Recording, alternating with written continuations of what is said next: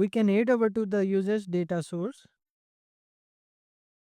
and over here we can simply create a new suspend function. Let's say suspend function update one user.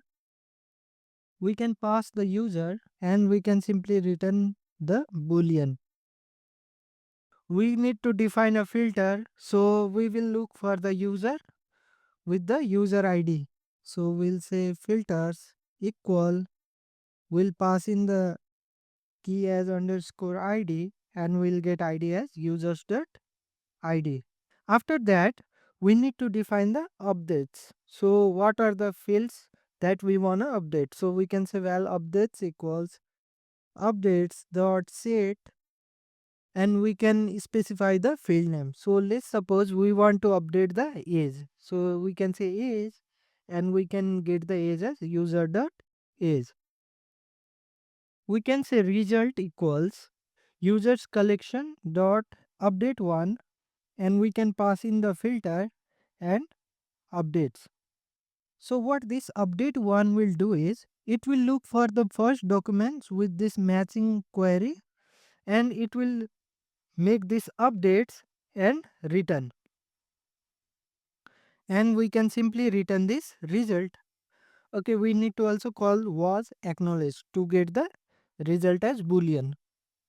Now let's move to the routing file and create a patch request. We can pass the path as user, and over here we can simply get the user that we want to update. We can say call.receive and specify type as user. We can say result equals users data source dot update one. We can pass this user, and in response we can simply say call dot respond, and we can respond with the map of result. So we can say success to result. So if update is success, it will say success true, else success false. Now we can simply run our application. We can say user update this request to patch, and within the body we can select the raw and JSON.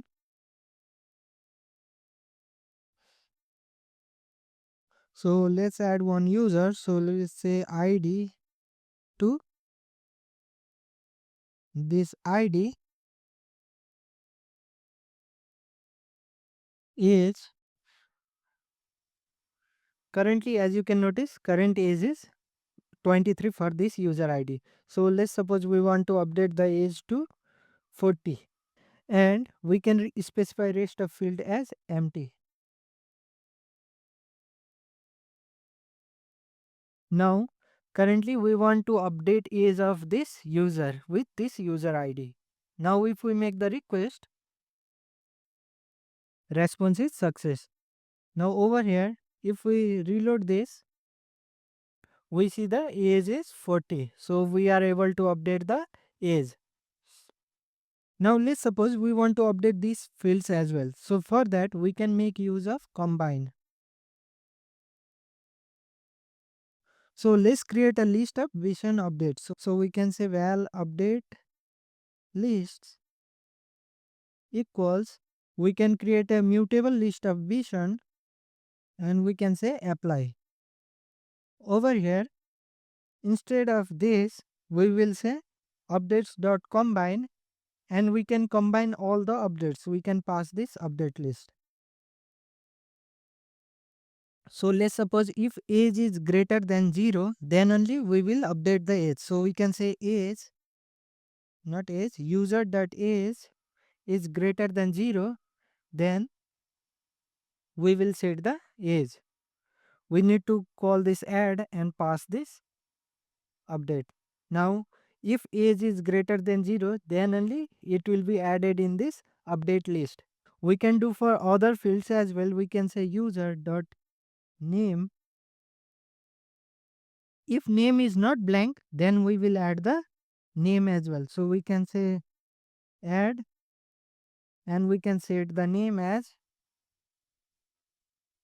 name, and We can do similar for other field as well. So let me quickly do that. Now let's rerun our application. Now let's update all this field.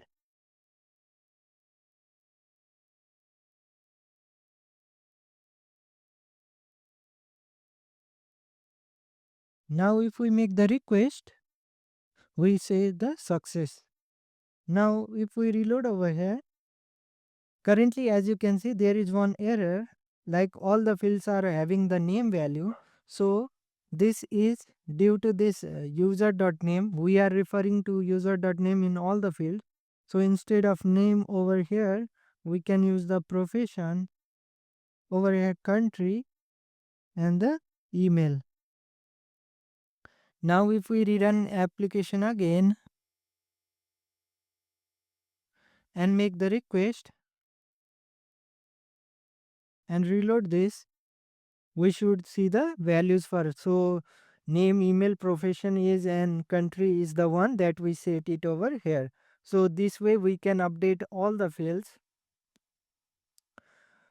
Now we can pass the update options as well. So we can say val options and update options, and we can set the offset as true. Setting the offset to true, what this will do is, in case if the document with this filter is not available, in that case it will insert the documents. So we can pass the options over here. Now if we rerun our application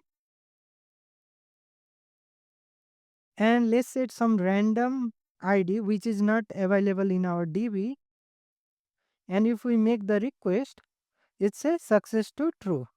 Now if we look for this ID in our DB, then it should be available. So we can say underscore ID and the user ID. As you can notice, we get the user with this user ID. Since we are using offset, so it will insert the user in case if the user doesn't exist in our collection. Now let's try to update the multiple users. So we can say suspend function update multiple users, and let's suppose we want to update users based on the age, and the field we want to update is name. So for the filter, let's suppose we want to update all the users whose age is greater than the age that we get from the request. So we can say filters dot gt, and we can specify field name as age and age. So this filter will return multiple users. Earlier in UpdateOne, we were using ID. So using ID, we get only one document. But using this greater than filter, we can get the multiple users as well. Let's set updates as updates equal updates.set, and we can set the name field as the one we get from the request. And finally, we can say val result equals users collection UpdateMany. So using UpdateOne, it will simply look for the first document, update that and return. But when we use UpdateMany, it will look for all the users with these filters. So now within this, we can pass the filter, we can pass the updates, and we can simply say was acknowledged. And then we can simply return this result. And let's have the return type as Boolean. And now for this update multiple users, let's create one more route. Let's say patch. Let's specify path as users. And we can get age and name as query parameters. So we can say val age equals call.query parameters. For key, we can use age, and we can say to internal. In case it's null, we can have default value as 20. And for name, we can say call dot query parameters, and we can get the name, and by default let's have the empty string. Now we can get the result equals users data source dot update multiple users. We can pass the age and name, and finally we can return the same response. Now let's rerun the application.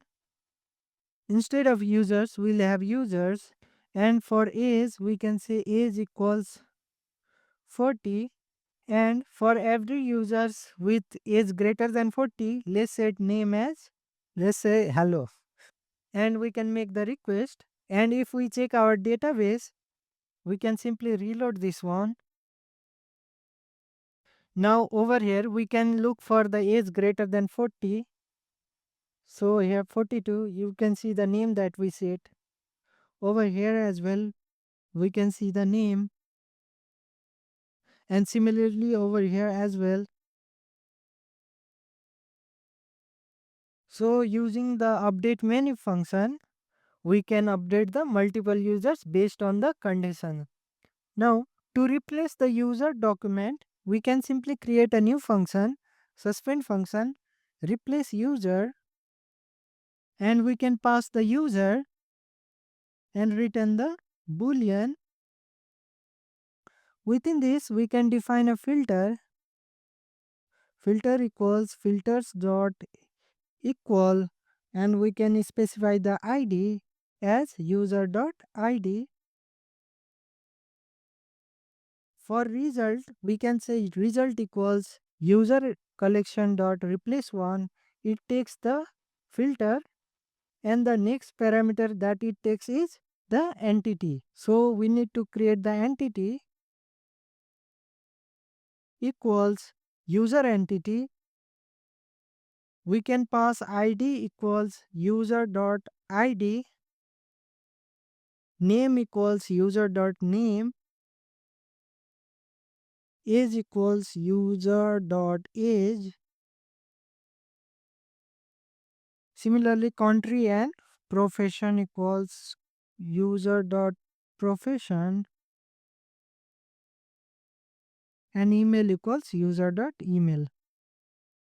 Now we can pass this replacement entity, and we can call this was acknowledged, and finally we can return the result.